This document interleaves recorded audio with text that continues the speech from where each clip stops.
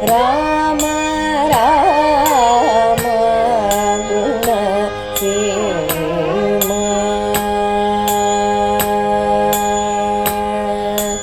ರಾಮ ರಾಮ ಗುಣ ಸೇಮ. ಶ್ರೀಮತೆ ರಾಮಾನುಜಾಯ ನಮಃ. ಕೂಜಂತಂ ರಾಮರಾಮೇತಿ ಮಧುರಂ ಮಧುರಾಕ್ಷರಂ ಆರುಹ್ಯ ಕವಿತಾಶಾಖಾಂ ವಂದೇ ವಾಲ್ಮೀಕಿ ಕೋಕಿಲಂ.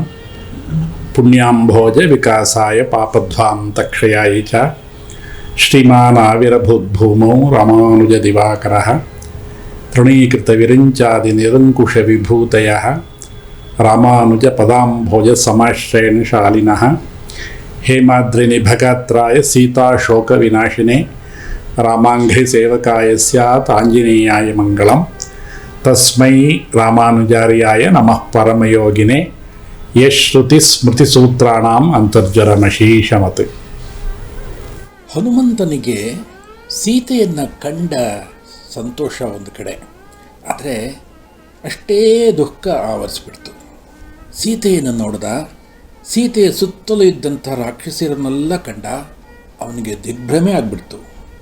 ಆ ರಾಕ್ಷಸಿಯರೆಲ್ಲ ತುಂಬ ಭಯಂಕರವಾಗಿದ್ದರು, ವಿಚಿತ್ರವಾಗಿದ್ದರು. ಅದರಲ್ಲಿ ಒಬ್ಬಳಿಗೆ ಒಂದೇ ಕಣ್ಣು, ಇನ್ನೊಬ್ಬಳಿಗೆ ಒಂದೇ ಕಿವಿ, ಮತ್ತೊಬ್ಬಳಿಗೆ ಕಿವಿನೇ ಇಲ್ಲ, ಇನ್ನೊಬ್ಬಳಿಗೆ ಶಂಖದಂತೆ ಕಿವಿ, ಇನ್ನೊಬ್ಬಳ ರಾಕ್ಷಸಿಗೆ ತಲೆಯಲ್ಲಿ ಕಣ್ಣು. ಕೆಲವರು ದಪ್ಪ ಇದ್ದಾರೆ, ಕೆಲವರು ಸಣ್ಣ ಇದ್ದಾರೆ, ವಿಚಿತ್ರ ರೂಪ. ಇವರೆಲ್ಲರ ಮಧ್ಯೆ ಸೀತೆ ಕುಳಿತಿದ್ದಾಳೆ.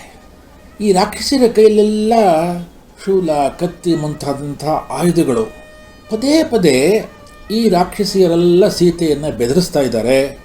ಸೀತೆಗೆ ತುಂಬ ದುಃಖ ಆಗಿದೆ. ಹುಲಿಗಳ ಮಧ್ಯೆ ಸಿಕ್ಕಾಕೊಂಡಂಥ ಜಿಂಕೆಯಂತೆ ಭಯದಿಂದ ಕೂತಿದ್ದಾಳೆ. ಪಾಪ, 10 ತಿಂಗಳಿಂದ ಇದೇ ಪರಿಸ್ಥಿತಿಯಲ್ಲಿ ನಮ್ಮ ಜಗನ್ಮಾತೆ ಸೀತೆಯಲ್ಲಿ ಇದ್ದಾಳೆ ಅಂದರೆ ಸ್ವಲ್ಪ ಯೋಚನೆ ಮಾಡಿ. ಎಂತಹ ನರಕ ಯಾತನೆ ನೋಡಿ. ಹನುಮಂತ ನೋಡ್ದ, ಅವನಿಗೆ ದುಃಖ ಉಮ್ಮಳಿಸಿ ಬಂತು. ಅತ್ಯಂತ ದುಃಖದಿಂದ ಕೂಡಿಕೊಳ್ಳುತ್ತಿರುವಂಥ ಸೀತೆಯನ್ನು ನೋಡ್ದ.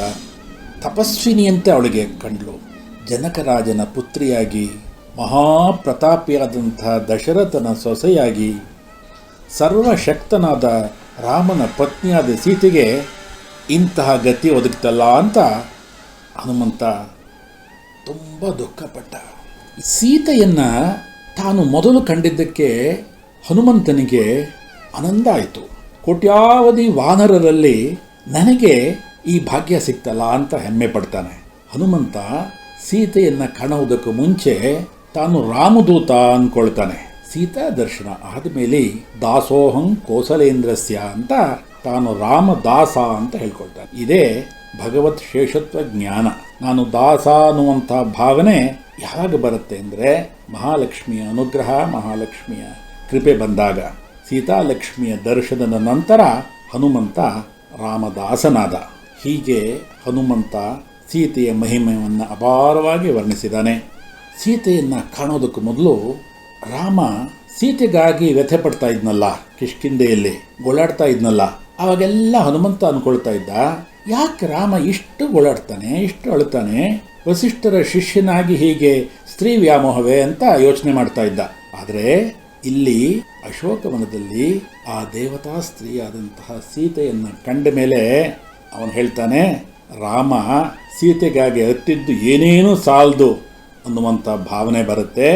ರಾಮ ಸೀತೆ ಇಲ್ಲದೆ ಇನ್ನೂ ಜೀವಿಸಿದಾನ, ಅದೇ ದುಷ್ಕರವಾದಂಥ ಕೆಲಸ ಅಂತ ಹನುಮಂತ. ಎಲ್ಲ ವಿಧಿಯ ಆಟ. ಇನ್ನೇನು ಬೆಳಗಾಗಬೇಕು, ಒಂದು ಜಾವ ಮಾತ್ರ ಇದೆ. ಇದ್ದಕ್ಕಿದ್ದಂತೆ ದೂರದಲ್ಲಿ ಸ್ತ್ರೀಯರ ಗೆಜ್ಜೆ ಧ್ವನಿಯೆಲ್ಲ ಕೇಳುತ್ತೆ. ಅಲ್ಲಲ್ಲೇ ಮಾತುಗಳು ಕೇಳಿಸ್ತಾ ಇದೆ. ಯಾರಿದು, ಯಾರು ಬರ್ತಾ ಇದ್ದಾರೆ? ಆಂಜನೇಯ ಸ್ವಾಮಿ ಆ ಶಿಂಶುಪಾ ವೃಕ್ಷದ ಮೇಲೆ ಕುಳಿತು ನೋಡ್ತಾ ಇದ್ದಾನೆ. ನೂರಾರು ಜನ ಸೀತಾಮಾತೆ ಕಡೆ ಬರ್ತಾ ಇದ್ದಾರೆ. ರಾವಣ ಆಗ್ತಾನೆ ಎದ್ದಿದ್ದ. ಅವನಿಗೆ ಸೀತೆ ನೆನಪಾಗ್ಬಿಡ್ತು. ಸದಾ ಅವನಿಗೆ ಸೀತೆಯ ನೆನಪೇ. ನೇರವಾಗಿ ಅಶೋಕವನಕ್ಕೆ ಬರ್ತಾನೆ. ಜೊತೆಯಲ್ಲಿ 100 ಜನ ಅಂತಃಪುರ ಸ್ತ್ರೀಯರಿದ್ದಾರೆ. ಇದನ್ನೆಲ್ಲದನ್ನು ಮರದ ಮೇಲಿಂದ ಹನುಮಂತ ಸ್ವಾಮಿ ನೋಡ್ತಾ ಇದ್ದಾನೆ. ಮುಂದೇನಾಗುತ್ತೆ ಅನ್ನುವಂಥ ಆತಂಕ. ದೂರದಿಂದ ಬರ್ತಾ ಇರೋನು ರಾವಣ ಅಂತ ಹನುಮಂತನಿಗೆ ಗೊತ್ತಾಗ್ಬಿಡ್ತು. ಸೀತೆ ಭಯದಿಂದ ನಡುಗೋದ್ಲು. ಅಲ್ಲೇ ಕುಳಿತು ಕಣ್ಣಿ ಹಿಡಿತಾ ಇದ್ದಾಳೆ. ತನ್ನ ಎಲ್ಲ ಅಂಗಗಳನ್ನೆಲ್ಲ ಮುಚ್ಕೊಳ್ತಾಳೆ. ತನ್ನ ತಲೆಯನ್ನು ತನ್ನೆರಡು ಮಂಡಿಗಳ ಮಧ್ಯದಲ್ಲಿ ಹಚ್ಕೋತಾಳೆ. ಅಳ್ತಾ ಇದ್ದಾಳೆ. ಸೀತೆಯ ಸ್ಥಿತಿ ಬಹಳ ಶೋಚನೀಯವಾಗಿದೆ. ರಾವಣ ಬಂದ, ಸೀತೆಯ ಪಕ್ಕಕ್ಕೆ ಬಂದ. ಯಾಕೆ ಅಳ್ತಾ ಇದೀಯಾ? ವೃತ ಯಾಕೆ ದುಃಖ ಪಡ್ತೀಯಾ? ನೋಡು, ನಾನು ಅನೇಕ ಒಳ್ಳೊಳ್ಳೆಯ ವಸ್ತ್ರಗಳನ್ನೆಲ್ಲ ತಂದಿದ್ದೀನಿ, ಆಭರಣಗಳನ್ನು ತಂದಿದ್ದೀನಿ. ಇದನ್ನೆಲ್ಲ ಧರಿಸ್ಕೋ, ನನ್ನೊಡನೆ ಬಾ, ನನ್ನ ಪತ್ನಿಯಾಗು, ಸಕಲ ಭೋಗಗಳನ್ನು ನೀನು ಅನುಭವಿಸು. ನೋಡು, ಆ ಜಟಾಧಾರಿಯಾದಂಥ ರಾಮ ಅಲ್ಲಿದ್ದಾನೋ ಇಲ್ಲವೋ ಗೊತ್ತಿಲ್ಲ. ಯಾಕೆ ಸುಮ್ಮನೆ ಅವನ ಬಗ್ಗೆ ನೀ ಯೋಚನೆ ಮಾಡ್ತೀಯಾ? ನನ್ನೊಡನೆ ಬಾ ಅಂತ ಹಲವು ರೀತಿಯಲ್ಲಿ ಆಮಿಷಗಳನ್ನೆಲ್ಲ ತೋರಿಸಿದ ರಾವಣ. ರಾವಣನ ಮಾತನ್ನು ಕೇಳಿದಂಥ ಸೀತೆ ಅತ್ಯಂತ ಕೋಪದಿಂದ ರಾವಣನ ಮುಂದೆ ಒಂದು ಹುಲ್ಲು ಕಡ್ಡಿಯನ್ನಿಟ್ಟು ಮಾತಾಡ್ತಾಳೆ. ತೃಣಮಂತರತಃ ಕೃತ್ವ ಪ್ರತ್ಯುವಾಚು ಶುಚಸ್ಮಿತ ಎಂದಿದ್ದಾರೆ ವಾಲ್ಮೀಕಿ ಮಹರ್ಷಿಗಳು. ಈ ಒಂದು ವಾಕ್ಯಕ್ಕೆ ನಮ್ಮ ಪೂರ್ವಾಚಾರ್ಯರುಗಳು ಅತ್ಯಂತ ಅರ್ಥಪೂರ್ಣವಾದಂಥ ಅಪೂರ್ವವಾದಂಥ ವ್ಯಾಖ್ಯಾನಗಳನ್ನೆಲ್ಲ ಮಾಡಿದ್ದಾರೆ. ಇಲ್ಲಿ ಕೆಲವನ್ನು ನಾನು ಉಲ್ಲೇಖಿಸ್ತಾ ಇದ್ದೀನಿ. ಯಾವುದೇ ಒಬ್ಬ ಪತಿವ್ರತೆ ಪರಪುರುಷನಂದೇ ಮಾತಾಡುವಾಗ ನೇರವಾಗಿ ಮಾತಾಡೋದಿಲ್ಲ. ಮಧ್ಯದಲ್ಲಿ ಏನಾದರೂ ಒಂದು ಸಾಧನವನ್ನು ಇಟ್ಟು ಮಾತಾಡ್ತಾರೆ. ಅದಕ್ಕೋಸ್ಕರ ಸೀತೆ ಮಹಾಪತಿವ್ರತೆ, ರಾವಣ ಪರಪುರುಷ. ಅದಕ್ಕೋಸ್ಕರ ಮಧ್ಯದಲ್ಲಿ ಒಂದು ಹುಲ್ಲು ಕಡ್ಡಿಯನ್ನು ಇಟ್ಲು. ಎರಡನೇದು, ಸೀತೆ ಭೂದೇವಿ ಅವತಾರ.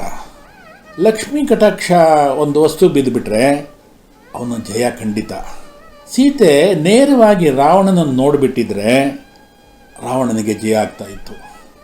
ಅದರಿಂದ ಸೀತೆ ಹುಲ್ಲು ಕಡ್ಡಿಯನ್ನು ನೋಡಿಕೊಂಡು ರಾವಣನ ಉದ್ದೇಶಿ ಮಾತಾಡ್ತಾಳೆ.